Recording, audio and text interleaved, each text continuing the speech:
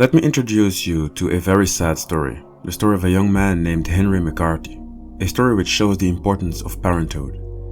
Henry McCarthy was a child born to parents of Irish Catholic ancestry in New York City sometime in 1859, and at a very young age he already lost his father, pushing him, his mother and his brother to move from place to place.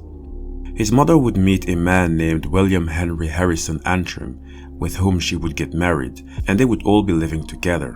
And that is also how McCarthy got the name of Antrim. Shortly before McCarthy's mother would die of tuberculosis, the husband would abandon all of them, essentially making McCarthy and his brother orphans, and he was either only 14 or 15. With no parents to take care of him, he had no choice but to take care of himself. His instincts were to resort to crime when the occasion emerges. He lived for a while in a boarding house where he would be given room and board in exchange for work.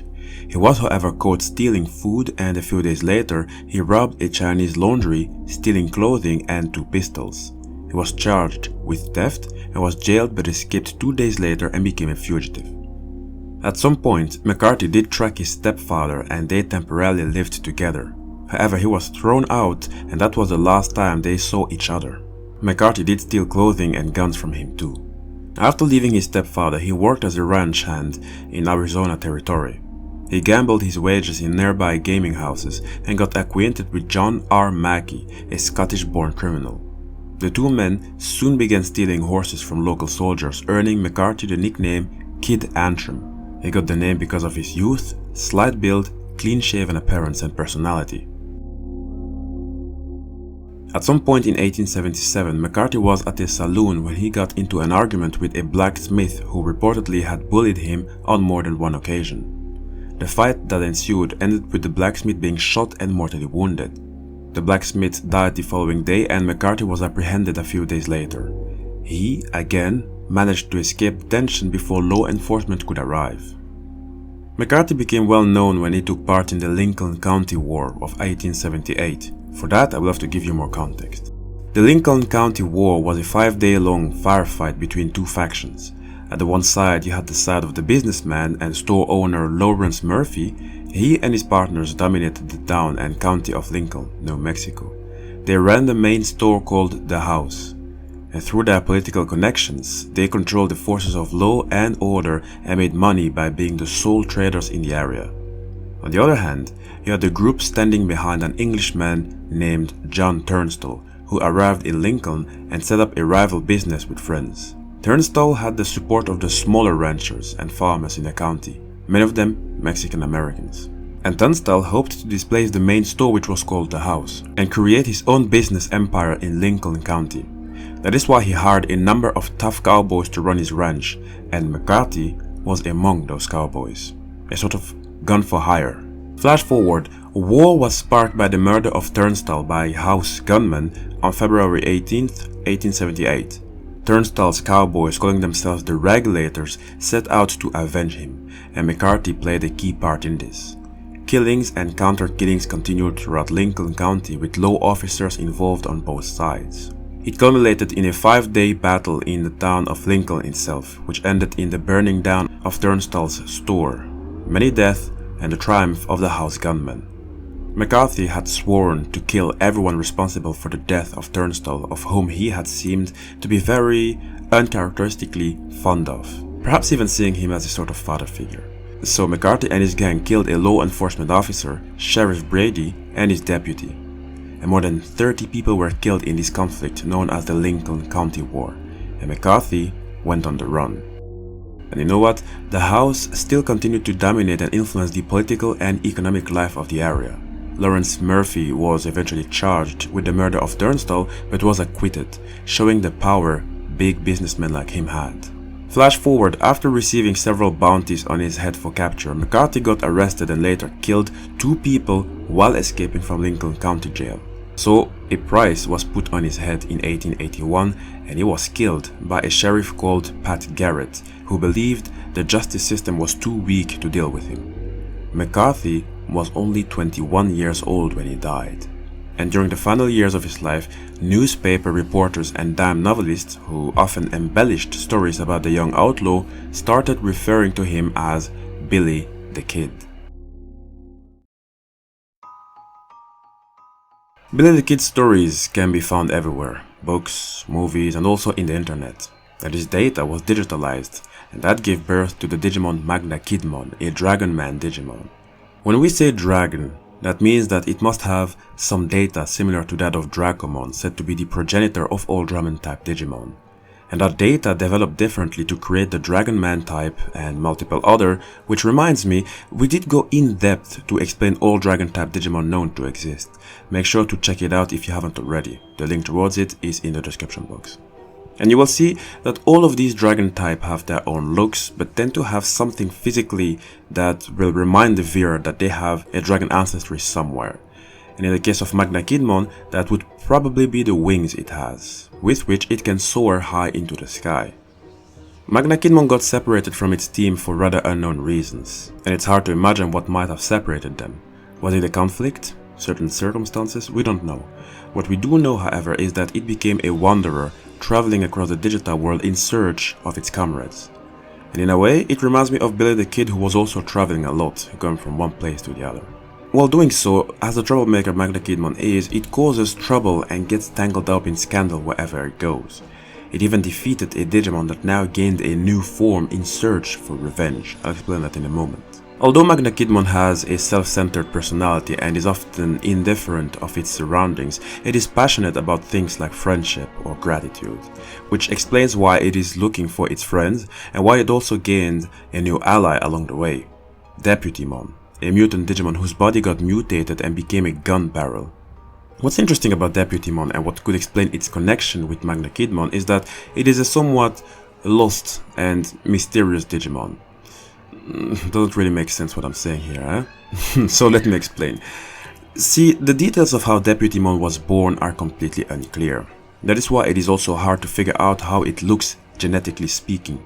While it has a deep sense of justice, it only acts as a virus buster, whose members are usually holy or sacred Digimon. So, on the one hand, it has a deep sense of justice and acts like a virus buster, but at the other hand, it loves things like gamble and really loves the Russian roulette game. For those who do not know, the Russian roulette game is a potentially lethal game of chance in which a player places a single round in a revolver, spins the cylinder, places the muzzle against the head or body of the opponent or themselves, and pulls the trigger. If the loaded chamber aligns with the barrel, the weapon will fire, killing or severely injuring the player. And so Deputymon loves playing that game and can overlook even a virus Digimon, who tend to be the arch nemesis of Virus Busters Digimon, if it can get through Russian roulette. And after the game, Deputymon will be unable to hate them for a little while. Probably due to its nature and the fact that Deputymon is a bit of a gun itself, Magnakidmon misinterprets the local Deputymon it came across as a member of its own species and became friends with them. I'm wondering if Magnakidmon is aware that Deputymon has its own rival that may be lurking in the shadow. I'm talking about Ninjamon, another mutant Digimon and also a wanderer across the digital world. Now, back to Magnakidmon. You see, Magnakidmon is powerful and has many known and even unknown tools for combat. It can stab the opponent with the tiny machine guns connected to the magazines extended from its hips, immediately destroying the enemy's body from within.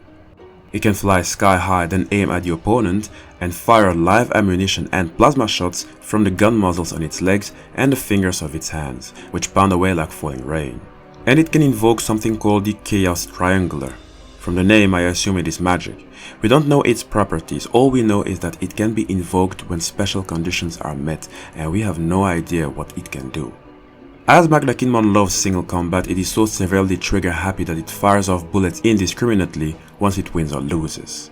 And this shows that Magnakidmon, despite having a friendly aspect to it, it sure has a sort of crazy and rather unpredictable little side to it. Firing bullets indiscriminately, quite dangerous even for allies. I said previously that Magnakidmon defeated the Digimon who was out there to get its revenge, right? Let me give you more information about it. Let me introduce you to the Digimon Avengekidmon. Visibly, it looks like a darker variant of Magnakidmon, but its story is far from being the same and will give us some very interesting information about the possibilities in the digital world. Avengekidmon is the physical form of the desire for revenge of a Digimon defeated by Magnakidmon. We don't know which Digimon got defeated by it. All we know is that its Digicore sort of malfunctioned once defeated. Now, for your information, the Digicore is a type of nucleus and a powerful energy source that houses a Digimon's primary data and is analogous to its soul. If a Digimon loses its Digicore, the Digimon will immediately cease function. There is so much that can happen with a Digicore. Two Digimon can fuse, which means that Digicore will become one, creating a new being. A Digicore can also be altered. Some Digimon have multiple Digicores, etc. I can go on and on about it. It deserves its own video. Now, the Digimon who got defeated by Magnakidmon had a very interesting process going on in its Digicore. As a result of what is called the minus mind data applying an overload to the defeated Digimon's Digicore, the form of the defeated Digimon underwent a mutation-like transformation. Its form became similar to that of the one who defeated it, meaning Magnakidmon. And now, in order to vent its raging fury at its form, becoming so similar to that of Magnakidmon, it has forgotten even the goal of defeating Magnakidmon. Weird, isn't it? It continuously sabotages its own goal and even have gone wild in some way, up to a point where it can even injure itself. For example, when it fights, it can sometimes stomp on the opponent without balking at injuring itself. It just wants to get up close to fire an explosion-inducing bullet at point-blank range from the gun muzzles on its legs. It is also a somewhat trigger-happy character, as it hits the target with many energy shots from its finger, causing them to hover in the air from the force.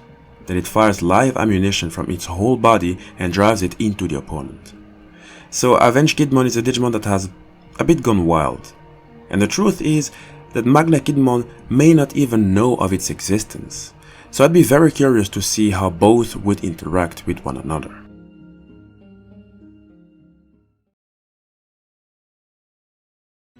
Hi guys, this is the end of the video. I hope you enjoyed it. Magnakidmon is a Digimon I'm very pleased to have gone through. And now I know a bit more about Billy the Kid, whose story was interesting and sad at the same time.